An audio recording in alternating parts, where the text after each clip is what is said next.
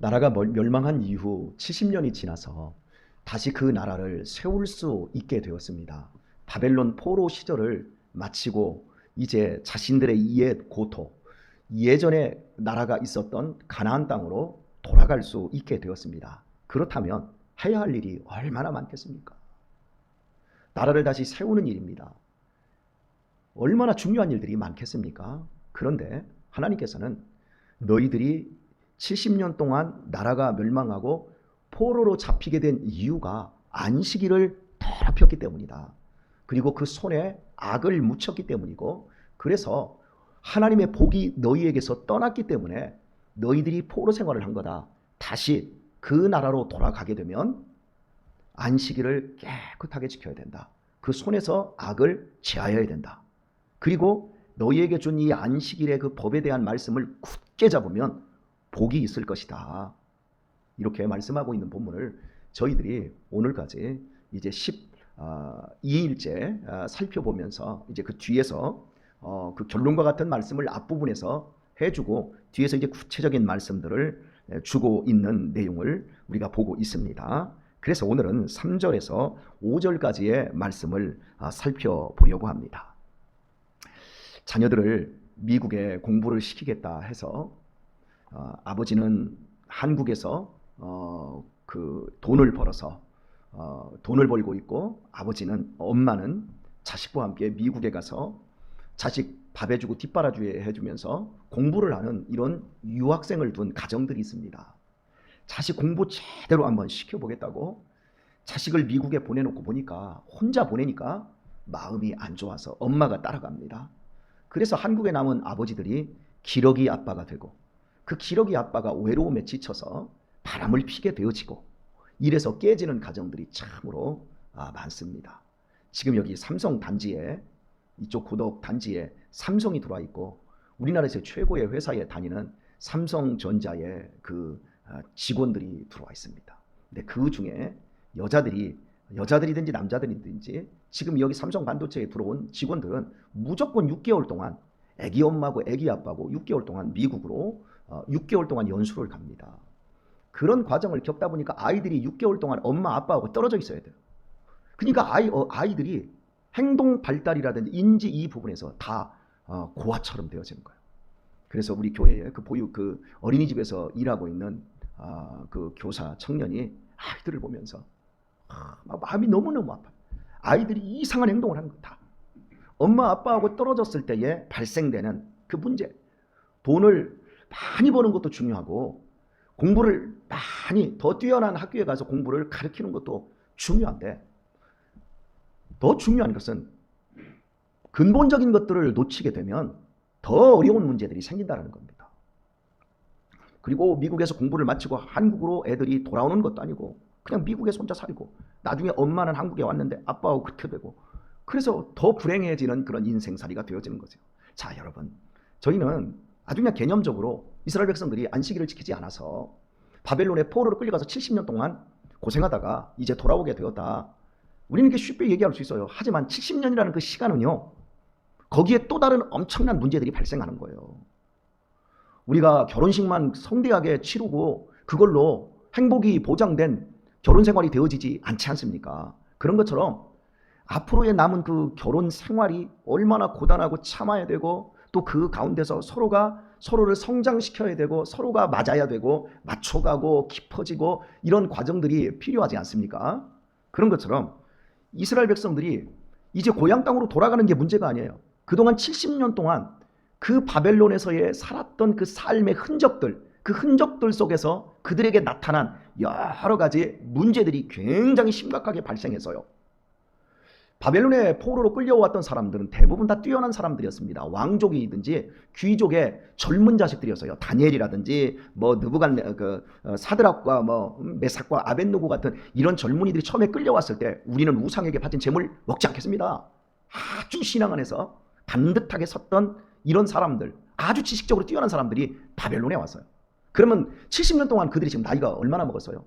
세대가 30년이라고 잡으면 두 세대가 지나갔어요. 그렇다면 그들에게서 아들과 손자들이 나왔는데, 자, 고향 땅으로 돌아가자 라고 했을 때 돌아가기가 쉬울까요? 우리나라보다 훨씬 크고 여러 문물이라든지 어떤 삶의 어떤 그 다양한 이 추구하는 것들이 세계 최첨단을 걷고 있는 미국이라는 나라를 맛본 젊은이들이 한국으로 돌아오지 않아요. 그런 것처럼 그 바벨론은 당시에 이 유대 땅 예루살렘은 아주 산간 지역의 벽촌이에요. 그 당시에 세계의 중심은 바벨론이에요. 그때 건설되었던 그 공중정원, 느부갓네살이 만들었던 공중정원은 지금도 세계 7대 불가사의 중에 하나예요. 엄청난 문명을 자랑하던 그곳에서 자, 고향 땅으로 돌아가라 했을 때 돌아온다라고 하는 것이 실은 쉬운 문제가 아니라고 하는 거예요. 여기가 더 좋은데요. 이왕 우리가 하나님을 믿으면서 여기에서 우리가 중심에 들어가서 이 땅을 우리가 하나님의 도성으로 만들어버리면 되지 않겠습니까? 비전적으로도 이렇게 이야기할 수 있고, 우리가 왜 그 옛날에 망한 우리 조상들이 다 망해놓은 우리가 왜 그 땅에 왜 들어갑니까? 그 땅은 척박하고 그 땅은 해발고지 막 1000m가 넘고요. 그 땅은 사방으로 둘러싸여 있는 지세도 별로 좋지 않고요. 그 척박한 곳에 우리들이 뭐 들어갑니까? 자식들이 반대하면 꼼짝없이 못 갈 수밖에 없는 이런 상황입니다.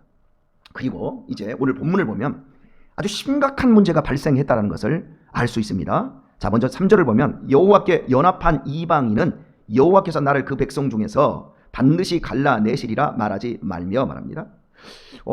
여호와께 연합한 이방인들이에요. 그러니까 자, 혈통적으로 혼합이 돼버린 거예요. 70년 동안 하나님의 백성들이 바벨론 땅, 우상을 섬기는 그 땅에 들어가서 살면서 마음이 맞는 사람들이 생기니까 그 이방인들이 유대인들의 결혼을 하기 시작한 거예요. 이제 잡족이 생겼는데 이제 돌아와야 되는데 돌아올 때 이 사람들은 내 사위고 이 사람들에게서 태어난 또 자식들이 있단 말이에요. 그러면 그 사람들이 유대인입니까? 그 사람들이 이방인입니까? 이 문제가 발생이 되는 거예요. 자, 또 한 가지의 문제가 발생이 되었는데 3절 그 뒷부분입니다. 고자도 나는 마른 나무라 말하지 말라. 여러분 여기서 이제 고자가 나와요. 고자는 자식을 낳을 수 없는 씨를 가지고 있지 않은 남자를 고자라고 이야기하지 않습니까? 예, 다니엘이 고자였습니다. 느헤미야가 고자였습니다. 별로 충격도 안 받으시죠? 사드락과 메삭과 아벳느고가 다 고자였습니다. 근데 거세를 했는지 안 했는지는 잘 모릅니다. 그 이유는 다니엘이 여러분 가족관계가 나오던가요? 다니엘은 아마 거세한 고자였을 가능성이 많습니다. 그 이유는요, 사드락과 메삭과 아벳느고나 다니엘이 우상에게 절하지 않을 때 공중에서 교육을 받았어요. 궁중에서 왕의 진미를 먹으면서. 왜 그랬냐면 이방 나라의 뛰어난 젊은이들을 잡아다가 환관을 만들었거든요. 그래서 여기서 이제 고자 얘기가 나오는 거예요. 고자들이 그 레위기나 출애굽기에 보면 고자들을 이렇게 말합니다. 하나님의 총회에 끼지 말라. 그들은 저주받은 자다. 그러니까 여러분 다니엘이 왜 고자가 됐어요? 자기가 원해서 고자가 된 게 아니고 나라의 운명이 바뀌면서 이렇게 뛰어난 왕족 출신의 자식들을 바벨론으로 끌어가기 전에 그 마지막 왕 시드기야 왕의 눈을 뽑아버리고 왕자들을 다 칼로 다 죽여버리고 그런 상태에서 겨우 살아남아서 하나님의 뜻을 이루기 위하여 이 이사야가 말하고 있는 것처럼 예레미야가 더 선명하게 말하고 있는 것처럼 너희들이 바벨론으로 포로로 끌려간 다음에 70년 만에 돌아올 것이다. 이런 엄청난 비전을 하나님의 역사를 이루기 위해서 그 땅으로 끌려간 겁니다. 그들이 다 고자가 됐어요. 그런데 그 바벨론 땅은 이방 땅이기 때문에 고자들도 나도 유대인이야 이렇게 살았지만 이제 그들이 다시 돌아가야 될 고향 땅은 죄는 1.1획도 용납하지 않는 거룩한 땅 예루살렘이에요. 거기에 돌아갈 때는 거기서 나올 때는 이 사람들이 멀쩡한 유대인으로서 고자가 아니었는데 이제 돌아가려고 보니까 나이는 80이 넘어가고 있는데 몸은 고자예요. 하나님의 법을 알고 있어요. 이거 가야 되나 안 가야 되나? 우리는 저주받은 백성으로 버려진 것인가 아닌가? 이 고민이 설 수밖에 없어요. 바로 이때 하나님께서 안식일을 거룩하게 지켜야 된다. 안식일을 깨끗이 해야 된다. 이렇게 말씀하면서 너희들이 돌아가거든.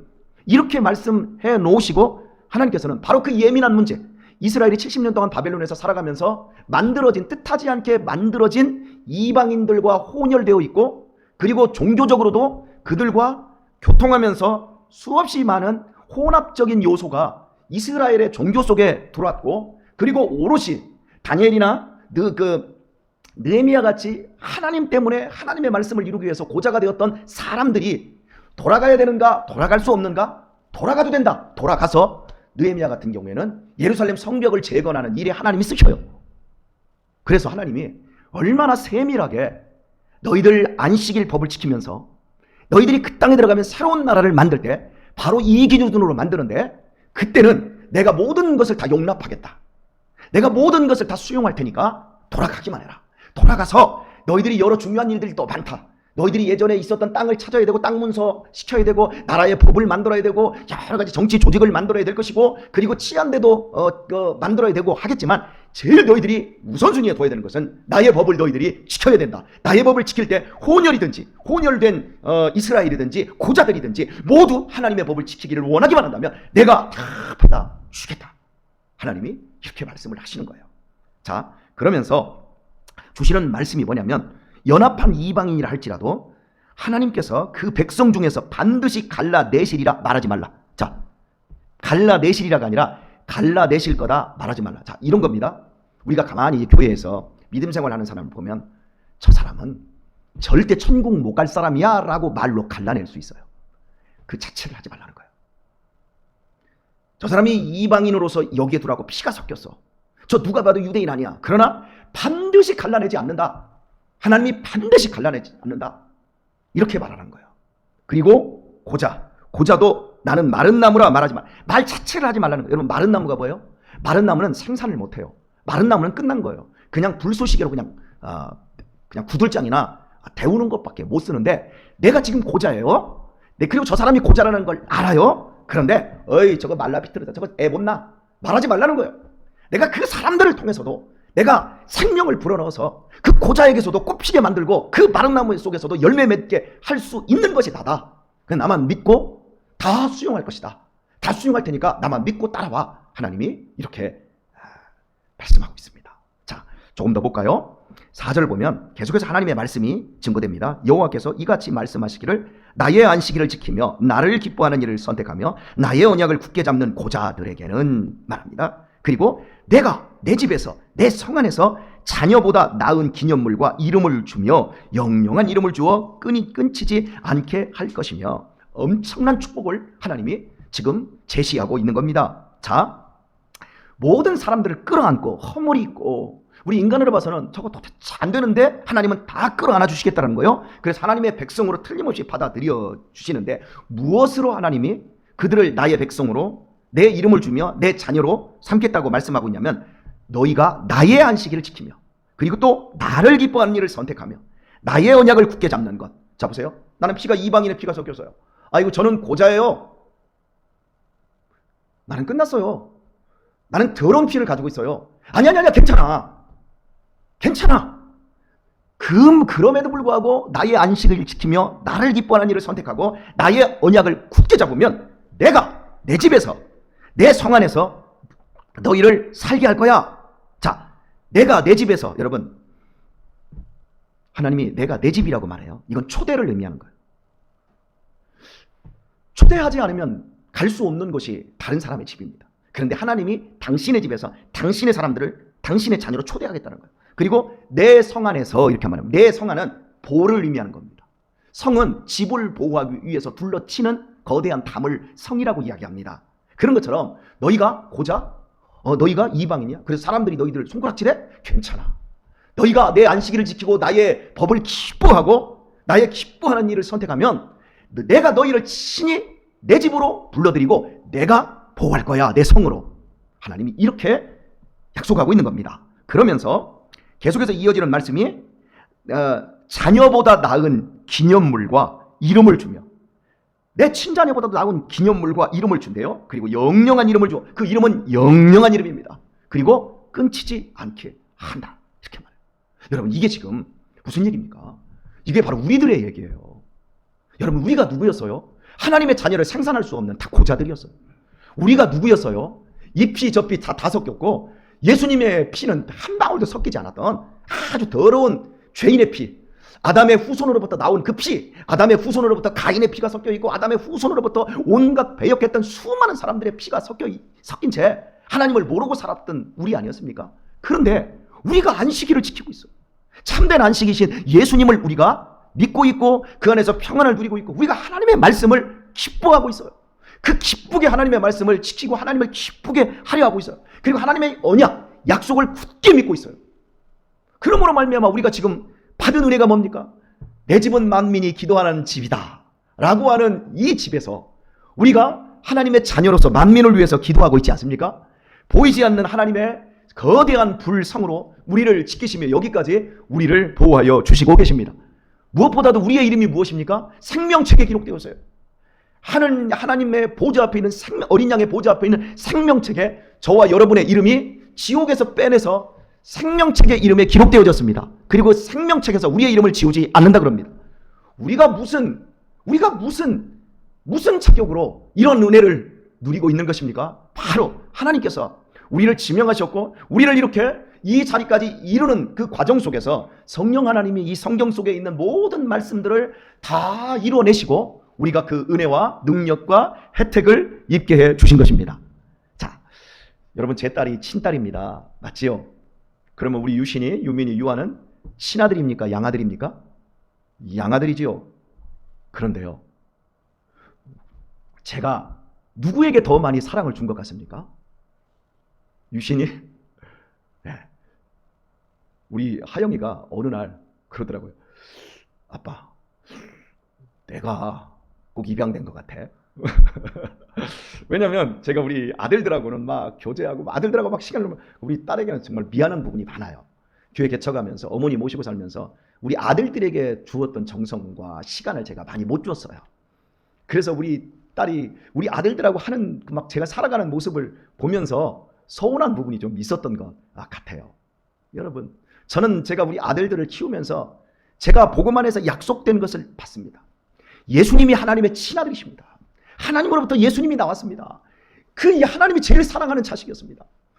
그 자식을 죽이기까지 우리를 사랑하셔서 그 자식을 생명을 바꿔서 우리를 살려내셔서 하나님이 그 아들을 사랑하셔서 예수님께서 3년 동안 사역하실 때에 아버지 언제나 제 기도를 들어주시니 감사합니다. 그 친밀한 그 모습이 바로 우리들의 모습이에요.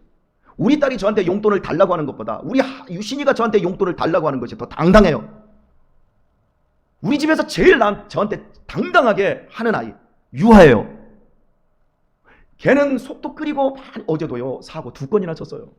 운동장에서 사람들 막 걸어다니는데 맨홀을 쏙 빼나 그랬어요. 그 어두컴컴한데 아저씨가 그 맨홀에 빠지려다가 딱 이렇게 했어요. 그 아저씨한테 되게 혼났어요. 그리고 이 개가 이렇게 지나가니까 막 예쁜 강아지를 가지고 운동 나왔어요. 그 운동 나왔는데 얘가 막 이쁘다고 들었어요. 들은 다음에 집어 던져버렸어요. 고양이도 아닌데 막 주인한테 얼마나 혼났는지 뭐 다리 부러진다고. 그래놓고도 당당해요. 딱 부르면서 아빠, 아버지 오늘 하드 먹어야죠. 어제 하드 안 사줬잖아요. 이틀에 한 번씩은 하드 먹어야죠. 그래 먹어야지. 여러분 당당합니다. 제가 어떻게 아버지로서 안 할 수가 없어요. 사랑하는 교회 여러분, 우리 자신들을 바라보십시오. 하물며 인간으로서 부족하고 못난 저도 제 자식들을 사랑할 때 친자식이든지 가슴으로 낳은 자식이든지 가리지 않고 이렇게 사랑하고 이렇게 정성을 쏟는데 하나님께서 당신의 아들의 피값으로 우리를 불러주셨는데 내가 고자이고 내가 혼혈이든지 간에 뭐든지 간에 하나님이 당신의 생명책의 이름에 기록하시고 당신의 집으로 우리를 초청하시고 우리를 당신의 성으로 부르고 계십니다. 오늘도 그걸 기억하시고 이 세상 떠나 천국으로 이사하기까지 믿음 안에서 흔들리지 마시고 믿음 안에서 감격하시면서 하나님을 더 사랑하시고 하나님 오늘도 하나님과 교제하기를 원합니다. 인도해 주셔서 이 복된 한 날도 주님과 승리하시기를 예수님의 이름으로 축원합니다.